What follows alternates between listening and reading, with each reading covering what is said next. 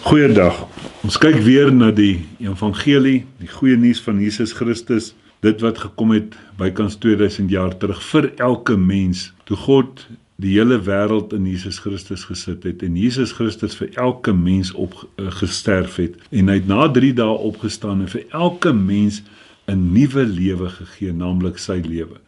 En dit is vir elkeen van ons om tot geloof te kom, met ander woorde, hy sê geloof kom deur die gehoor, gehoor deur die woord van God, om hierdie werklikhede te hoor, daarop ag te slaan, dit jou eie te maak. Ander woorde, dit is wat geloof is oortuiging, deur oortuig te wees dat dit wat Jesus Christus kom gedoen het, vir elkeen genoeg is, en dat ek ingesluit is, dat ek nie 'n bydra by dit hoef te doen nie.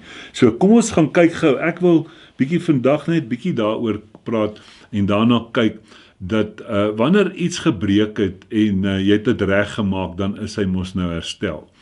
En dan hoef hy mos nou nie weer reggemaak te word nie, en hy hoef mos nou nie elke dag weer reggemaak te word nie. So, maar as ons by godsdienst kom, dan verstaan ons dit nie altyd nie.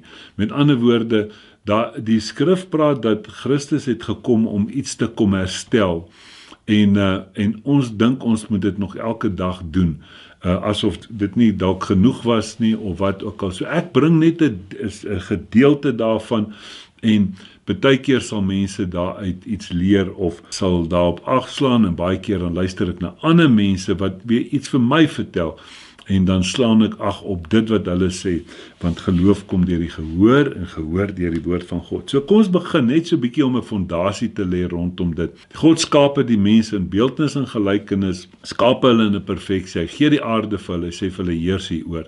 En hy sê, maar daar's 'n boom wat julle nie van mag eet nie, en dis die boom van kennis van goed en kwaad. As julle van daai boom eet, gaan julle sekerlik sterf.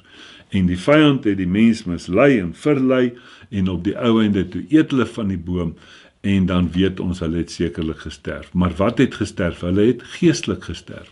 Met ander woorde, hulle het van die bron afgesterf, wat natuurlik God was. En hulle het gaan wegkruip, en God het hulle gaan haal, want hy ken ons, hy het ons presies geweet wat gaan gebeur, en hy gaan haal die mense, en dan kom staan voor hom, Adam, Eva en die slang, en hy vra wat het gebeur, en God sê vir die vrou, hy sê, jou saad gaan sy kop vermorsel. Mense, ek vertel dit baie, maar dit is belangrik, dat hier staan Adam, en in die Ou Testament het die man getel, die vrou het nie eens getel nie, maar hier staan Adam, maar God praat nie met hom nie. Hy praat met die vrou, want hy sê, ek gaan iets doen, ek gaan 'n saad in die wêreld bring, vrou, deur jou, en hy gaan die kop van die duiwel vermorsel, hy gaan die saak kom regstel, nie julle nie. Nou, dit is nou vers 15, maar wat het net voor dit gebeur, toe die mens sondig, toe sien hulle was naak, en hulle gaan kruip weg, vers 7 Genesis 3, toe gaan albei sy oë oop, en hulle word gewaar dat hulle naak is, en hulle het vyeblare aan mekaar gewerk, en vir hulle skorte gemaak. Dit is presies wat die mens maak. Jy sien, daardie mensdeel is, die mens het agtergekom, hier's 'n probleem, ek het droog gemaak, en hulle probeer dit camouflage, hulle probeer dit wegsteek. Jy sien, dit is daai werklikheid of onwerklikheid van die mens. Maar toe gaan God en hy sê vir hulle, hoorie, jou saad gaan sy kop vermorsel. Nou die loon van die sonde is die dood, maar omdat julle nie kan, want ek meen, hulle is dit wat God al die jare wou gehad het, of wat sy begeerte was om iemand in sy beeldnis en gelykenis te maak, en hy was lief vir die mens, daarom wil hy die mens nie laat sterf nie, en hy stuur hulle uit die tuin van Eden uit, nie om hulle te straf nie, maar sodat hulle nie van die boom van kennis van goed en kwaad, of die boom van die lewe eet, en vir ewig in daardie gevalle toestand bly nie.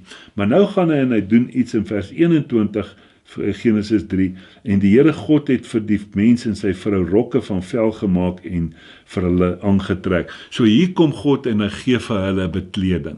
Maar hierdie bekleding gaan net 'n tussentydse bekleding wees tot die herstel gekom het. Met ander woorde, die skrif praat ook daarvan, hy praat van die wet was die tugmeester, of die kinderoppasser, of die trooster na Jesus Christus toe. Met ander woorde, wanneer jou kind nie lekker slaap nie, dan gee hom 'n teddybeer, dan slaap hy lekker. Maar dit kan nie vir altyd so aangaan nie. Hy kan nie sy matriek eindeksamen gaan skryf met die teddybeer hier op die tafel nie. Verstaan, so die goed was daar gewees, maar God het dit vir die mens gegee vir 'n tussentyd totdat die saad die kop vermorsel wat Jesus Christus was, wat dit 2000 jaar terug reeds kom doen het, en ons lewe in die tyd na dit.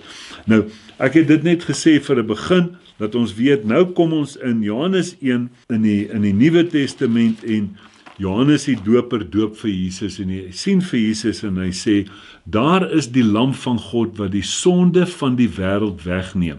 So wat gebeur hier, is, dat die mense in die Ou Testament moes hulle beklee, hulle het offerande gebring, om hulle probleem op te los. As hy gesondig het, moet hy offer. En nou kom God, en hy staan ook in die ry met 'n offer, Jesus Christus. Hy sê, en dit is die laaste offer. En net soos wat die hoëpriester die offerande ondersoek het, nie die persoon wat gesondig het nie, die offerande ondersoek het, en gekyk het, as die offerande voldoen het, dan het hy gesê, yes, dan het hy die offerande geslag, en die mens wat die daad gepleeg het, hy het weggestap daarvan af. Net so het Kajafas gekom en ondersoek vir Jesus, hy sê, ek vind geen skuld in hierdie mens nie, in hom nie, hy is 100% aanvaarbaar, en hy sê, gaan offer hom. En dit is die werklikheid. Met ander woorde, die laaste offer vir sondes het daar gekom. Nou sê Johannes die doper, wat hy sê, hy verduidelik vir hulle, hy sê, ek is nie genuine een nie, hier, daar kom die genuine een, die regte een, daar is die lam, Johannes 1 vers 29, wat die sonde van die wêreld wegneem. Hy sê, ek is die moeite werd, om sy skoenveter vas te maak nie. Mense, so daar's 'n tyd gewees, tot op, maar onthou Jesus, dit was nou in die begin van sy 3 jaar bediening op aarde, toe hy 30 jaar oud was. En so, dis baie belangrik. So, daar was 'n tyd wat Johannes se bediening van die doop 'n werklikheid was. Nou kom ons gaan kyk net bietjie verder, Handelinge 19. Daar was 'n sekere man, Apollos, in Handelinge 18. Hy was noukeurig, hy het die skrifte noukeurig geken, hy het dit noukeurig bestudeer. Hulle sê hy was magtig in die skrifte, alhoewel hy net geweet het van die doop van Johannes. Nou kom Paulus daar in daai landstreke van Efese aan, en hy vra daar vir hulle, hy vind daar sekere disippels, en hy sien daar's ergens 'n probleem, en hy vra vir hulle, vers 2, Handelinge 19, en hy het hulle gevra, het julle die Heilige Gees ontvang toe julle gelowig geword het? En hulle antwoord hom, ons het nie eens gehoor dat daar 'n Heilige Gees is nie. Sien nie waar vir my 'n probleemarea is. Want Jesus het in Johannes 16 gesê, so van vers 7 af tot vers 13, maar vers 12 en 13, sê hy, Johannes 16, sê hy sê, ek gaan die Heilige Gees stuur, en die Heilige Gees sal julle in die volle waarheid lei. Nou moet die Heilige Gees hulle in die volle waarheid lei, maar hulle het nie eens geweet daar is 'n Heilige Gees nie. En dadelik vra Jesus vir hulle, nou, hoor hierso, met watter doop is julle dan gedoop? Hy vra vers 3, en hy vra vir hulle, met watter doop is julle dan gedoop? En hulle antwoord, met die doop van Johannes. Dit staan nie verniet in die skrif, met die doop van Johannes, die doop met die afwassing, die doop van bekering, en waar jy jou sondes afwas. Maar Johannes het ook gesê, daar is die lam van God wat die sondes gaan wegneem. So wat wil jy afwas? Jy sien, en hy gaan daar en hy sê, vers 4, daarop sê Paulus, Johannes het met die doop van bekering gedoop, en, voegwoord, en aan die volk gesê dat hulle moes glo in die een wat na hom kom, dit is in Christus Jesus. So hy kom en hy sê, daar kom 'n tyd wat julle met die geloofsdoop gedoop gaan word. Julle moet nou glo. Hierdie is 'n ding tot op 'n tydperk, maar daar gaan 'n herstel plaasvind, en daarna moet julle in geloof gaan. En Paulus het gegaan, en hulle hoor, is hulle gedoop in die naam van die Here Jesus. Mense, baie belangrik dat ons agslaan op hierdie werklikhede. Nou, Johannes het 'n baie interessante skryfstyl, omdat hy laaste geskryf het, hulle reken 95 jaar op wat na Christus, het hy al hierdie goed sien afspeel, en daarom skryf hy uit 'n nakruis oog die boek van Johannes, wat die ander nie gedoen het nie. Nou kom hy byvoorbeeld Johannes 2 met die bruilof van Kana.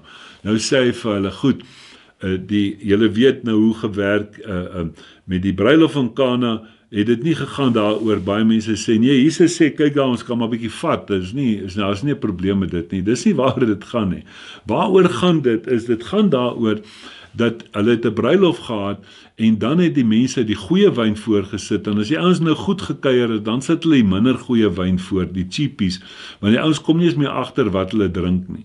Jy sien, en nou kom hulle, die wyn is klaar, En nou gaan Jesus en hy sê, daai kanne wat hulle gebruik vir reiniging, sê hy vir hulle, gaan en maak dit vol water. En onmiddellik sê hy vir hulle, vat dit en gaan sit dit voor. Met ander woorde, hy wys vir die mense dat die eerste is verby, die prosesse, hoe jy die tempel moes inbeweeg, hoe jy by God moes uitkom, die 4000 jaar, hy sê, hier's nou die einde, ek gaan nou 'n onmiddellike ding doen, wat 'n totale herstel gaan bring, en dit gaan beter wees as die eerste. Mense, ons moet agslaan op hierdie goed. Nou gaan hy en hulle sit die wyn voor, en die Heer sê, hoe is dit dat julle die goeie wyn los vir die laaste? Want jy sien, die geloof is die goeie wyn wat gebly het vir die laaste. En ons wil tot vandag nog by die bekering en by die afwassing van sondes bly. En ons kom nie by geloof uit nie. Gelowige is iemand wat glo wat Jesus Christus vir jou gedoen het, toe hy die sondes van die wêreld weggeneem het. Dit is 'n gelowige, dis wat die skrif vir ons sê. Nou kom hy verder, nou in dieselfde Johannes 2, nou kom die mense en die disippels, hulle sê, wys, gee vir ons 'n teken. En Jesus kom in vers 19, Jesus antwoord en sê vir hulle, breek hierdie tempel af en in 3 dae sal ek dit oprig. 3 dae, nou praat hy van sy kruisiging, kyk mooi. En die Jode sê, 46 jaar lank is in hierdie tempel gebou, en u sal dit in 3 dae oprig, maar hy het oor die tempel van sy liggaam gespreek.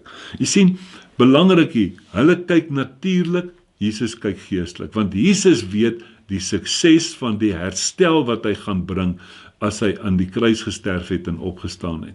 En hulle verstaan dit nie, sê dit is onmoontlik vir jou om dit te doen. Maar hoor wat sê in die 22ste vers. En toe hy opgestaan het na die kruisiging natuurlik, né?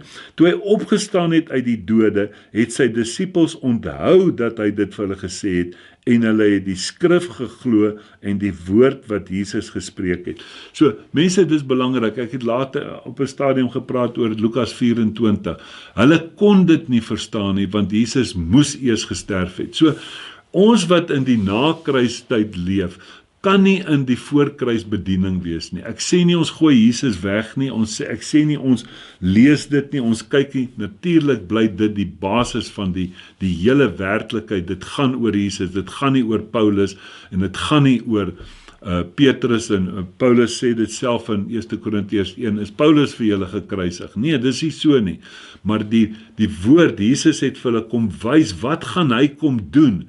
En dan is dit belangrik dat 1 Korintiërs 2 vers 8 sê, as die hele plan uitgekom het voor die kruisiging, sou die duiwel nie Jesus laat kruisig nie, want hy het gedog, hy gaan 'n einde aan Jesus bring, hy het nooit geweet, hy gaan 'n einde aan homself bring nie. Jy sien, so baie belangrik, kyk mooi, wat sê, kom ons gaan gou na 'n ander deel toe, Johannes 11.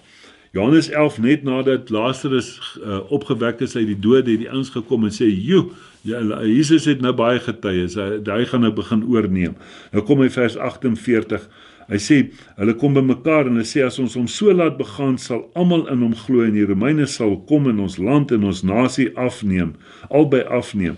En een van hulle, Caiaphas, wat daardie jaar hoëpriester was, nie 'n pleb nie, sê vir hulle, julle weet niks. Hoeveel weet hulle? Niks. Hoeveel het die ouens voor die kruisiging geweet? Niks. Hy sê, en dink nie daaraan dat dit vir ons voordelig is dat een man vir die volk sterwe en nie die hele nasie omkom nie. En nou sê hy verder, en dit het hy nie uit homself gesê nie, maar omdat hy daardie jaar hoëpriester was, het hy geprofeteer dat Jesus vir die volk sou sterf. En nie alleen vir die volk nie, maar ook om die verstrooide kinders van God tot 'n eenheid saam te voeg. Jy sien, Caiaphas kom by hulle en hy profeteer, hy weet self nie wat hy sê nie. Hy sê, weet julle wat, dis voordelig dat een vir almal sterf, en dit is die evangelie in 'n neutedop wat hy voorspel het daar, sonder dat hy geweet het wat hy sê.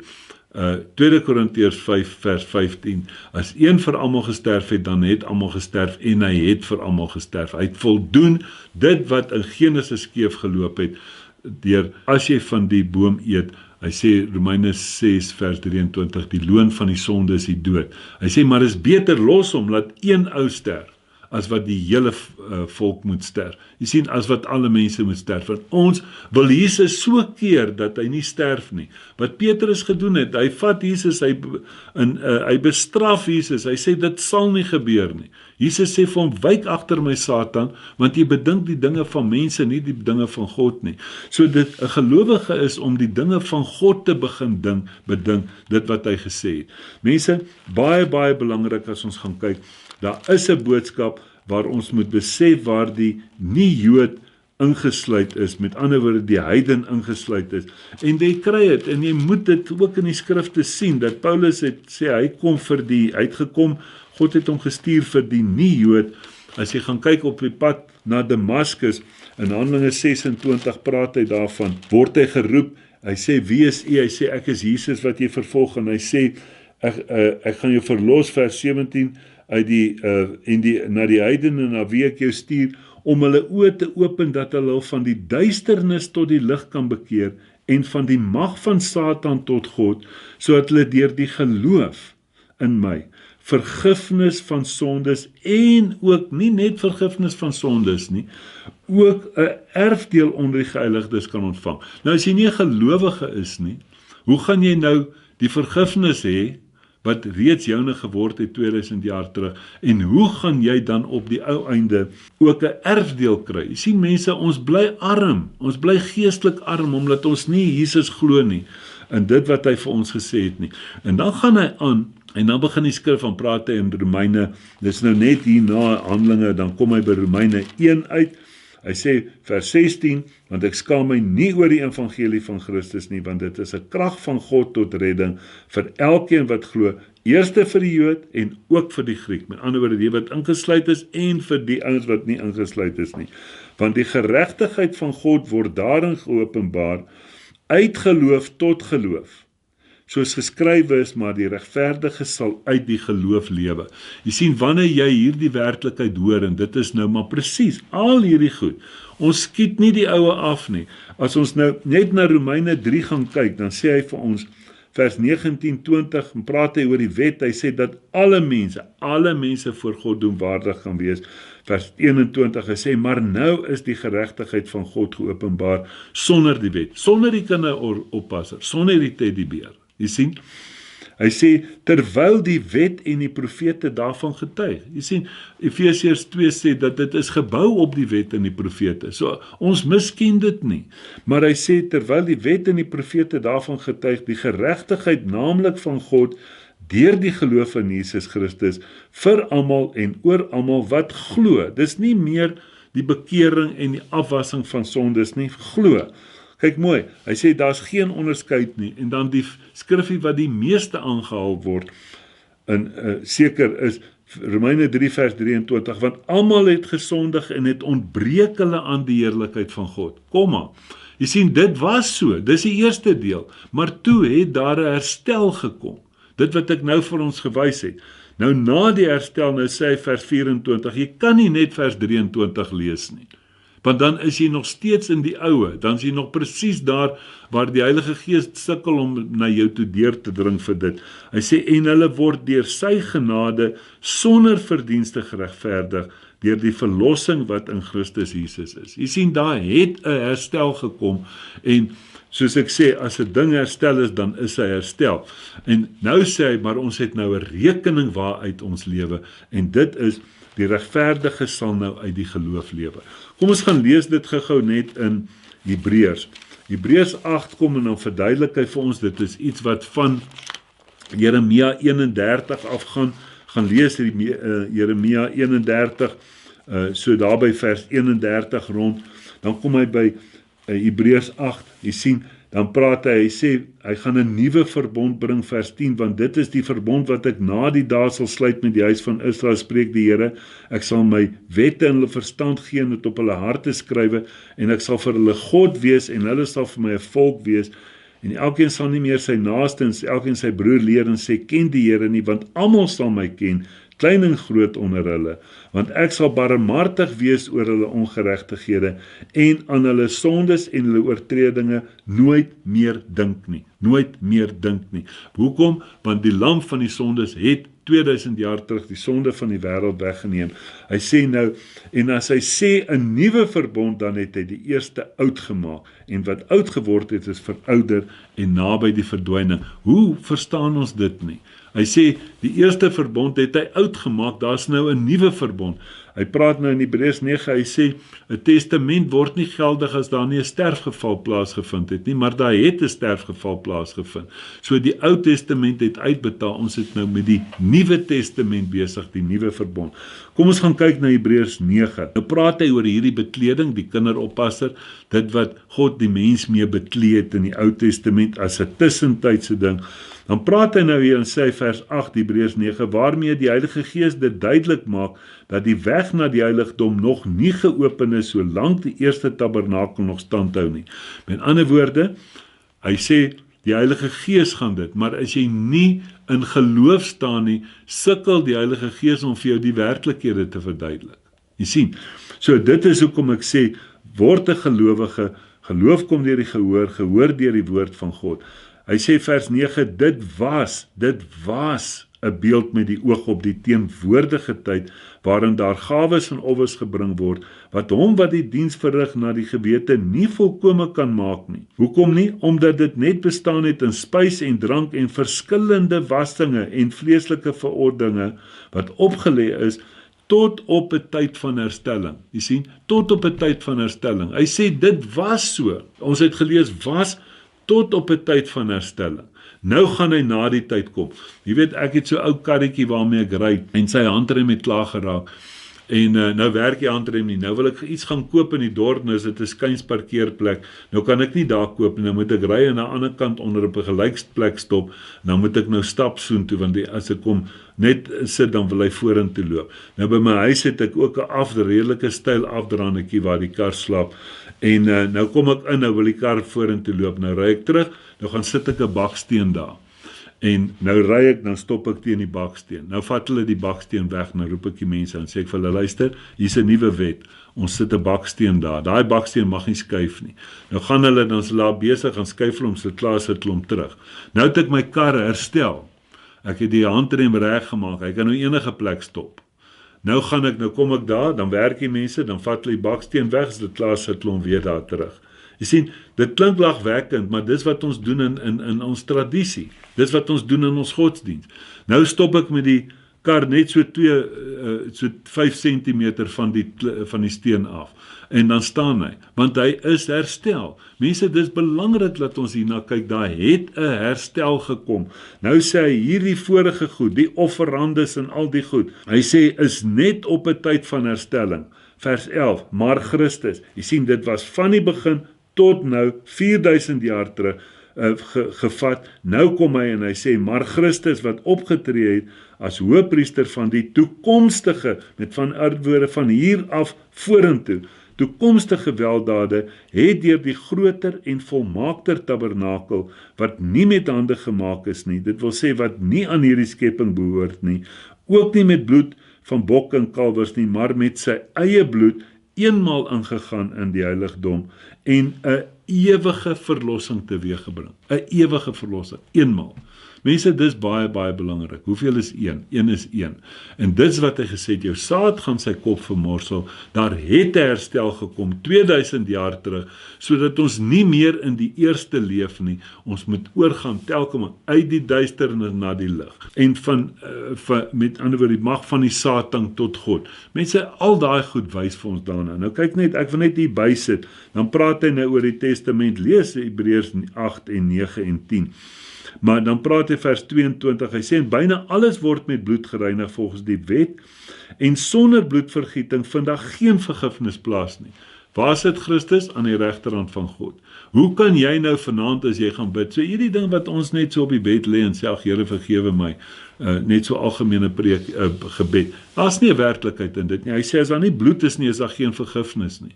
Nou sê ons maar, ons wil die bloed nou, ek weet nie hoe nie, kom ons lees. Hy sê vers 25, hy sê ook nie om homself dikwels te offer soos die hoëpriester elke jaar in die heiligdom ingaan met bloed, wat nie sy eie is nie, want dan moes hy dikwels gelei het van die grondlegging van die wêreld af. maar nou het hy eenmaal in die volëinding van die eeue verskyn om die sonde deur sy offer weg te doen. Dit is die evangelie, die goeie nuus van Jesus Christus. Hy het dit gedoen. Ek moet dit hoor en ek moet 'n gelowige word. Ek moet nie vir Jesus sê, kom, dankie vir die eerste helfte wat u gedoen het. Ek gaan nie nou wys hoe goed doen ek die tweede helfte nie. Die evangelie van Jesus Christus. Amen.